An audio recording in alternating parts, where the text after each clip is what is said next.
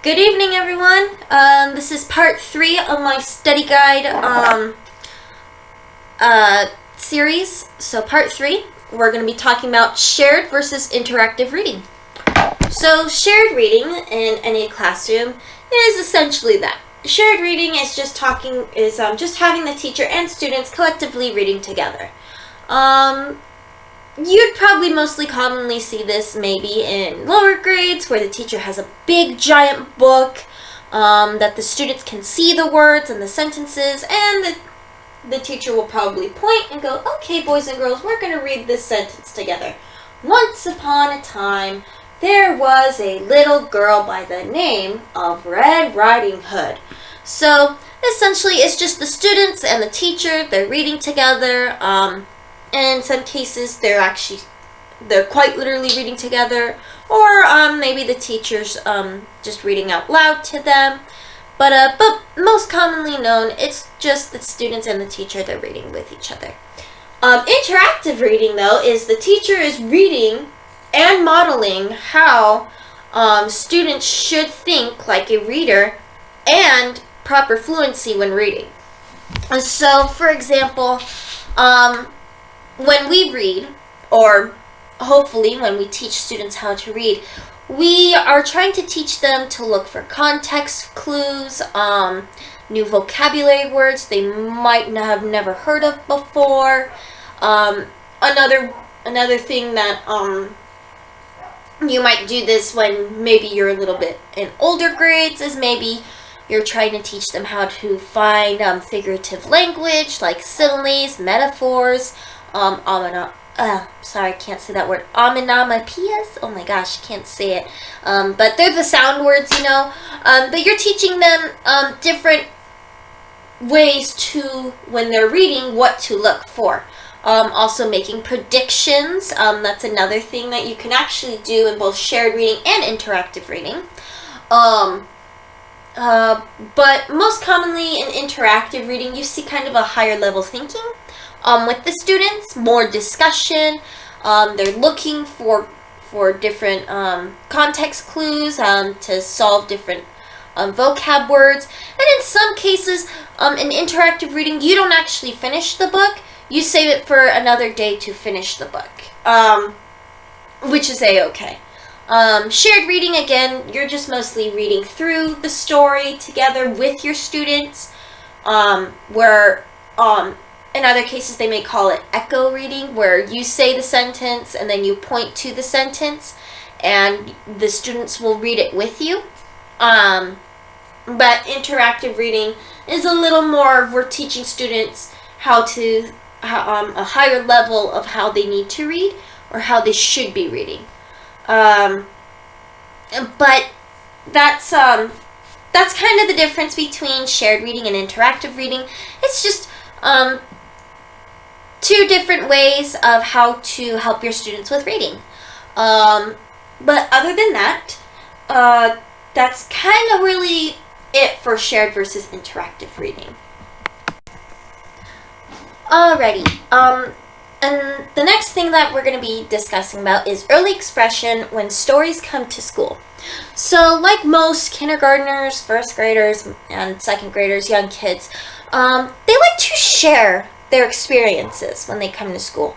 One, when they're telling you your experiences, you should listen as the teacher because that's how you connect with what they like.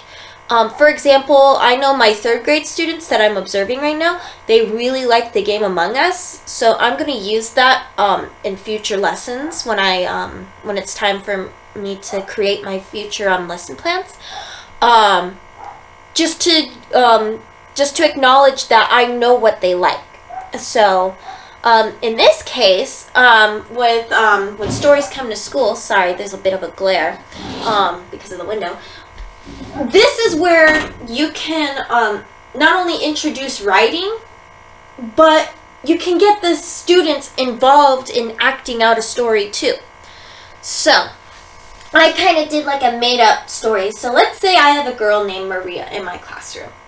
And Maria's telling me all these things that she did over the weekend, because that's what I asked her. I said, Maria, what did you do this weekend that was so fun? Because she came to school and she was really excited.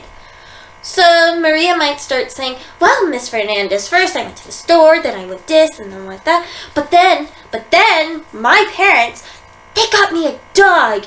And that's where I should, as a good teacher, take the opportunity to do, you got a dog? Give me a minute. I want to write this down.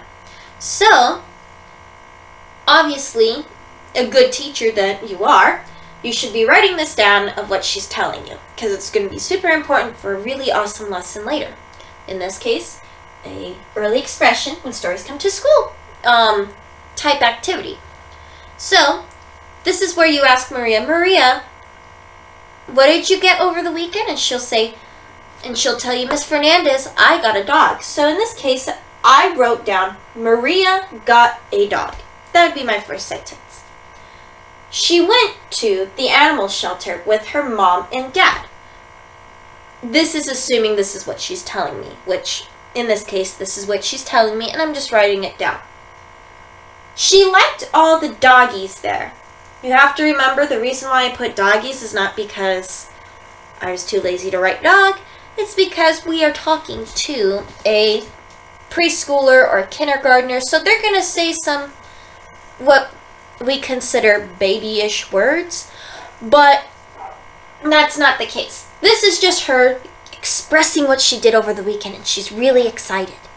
So she liked all the doggies there. She picked the big black dog. Then they all went home. We have to remember, this is just a little kid, and we don't want her to give us like a whole novel. We just want her to give us the basic facts of what happened. Or what she's telling us is what she's going to give us. So in this case, she gave us that she got a dog, she went to an animal shelter with mom and dad, she liked all the dogs there, she got the big black one, and then they all went home. And that's probably how her story's going to end. Or, you know what, she could elaborate on that too. Like, maybe she went and picked up toys from a toy store or something like that. In this case, we're just going to shorten it to they all went home.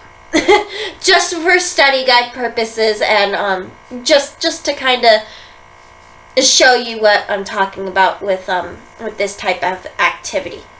So, then this is where the fun part begins, because then you can share this story with all the other classmates in the classroom during like circle time or free time or something like that, whatever's good.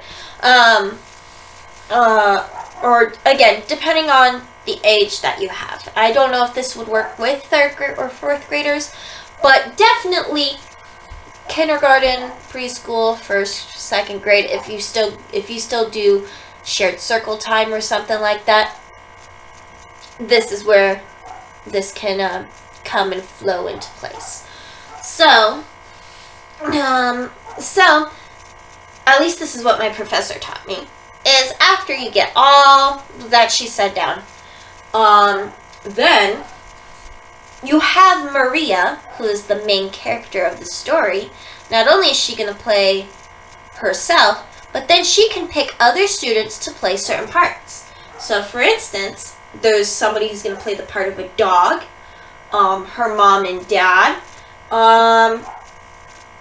She never really expresses, assuming that this is what all she gave us, that there is another like animal shelter worker. So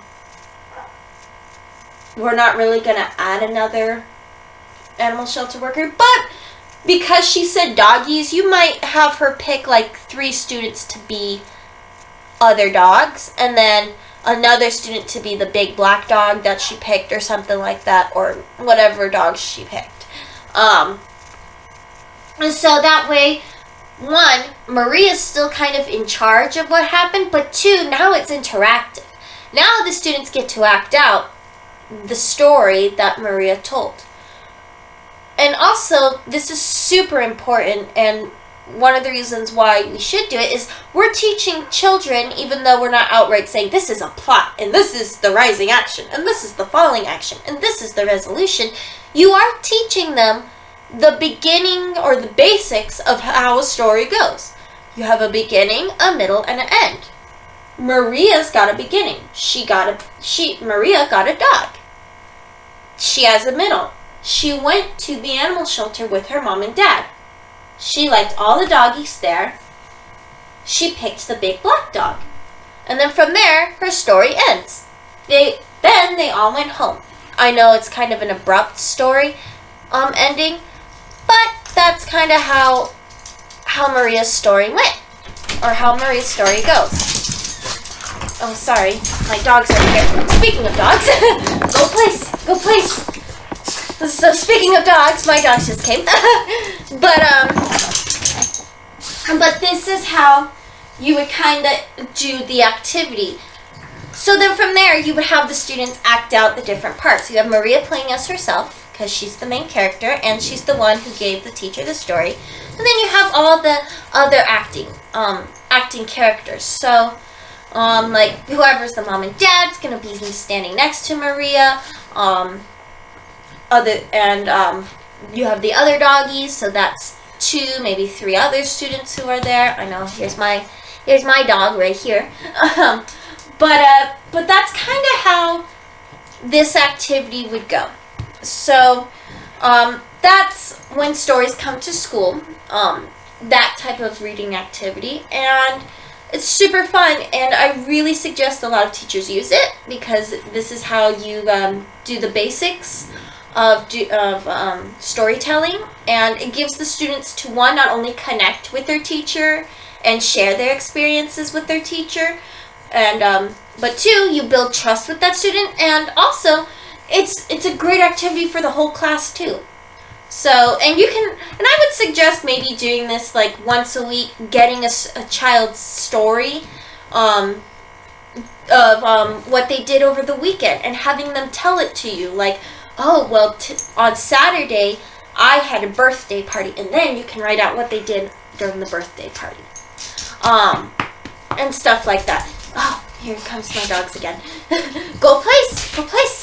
But we're gonna end this video here. Thank you for watching, and again, this is Study Guide video part 3 in the Study Guide series. Thank you so much. Have a great day. Bye.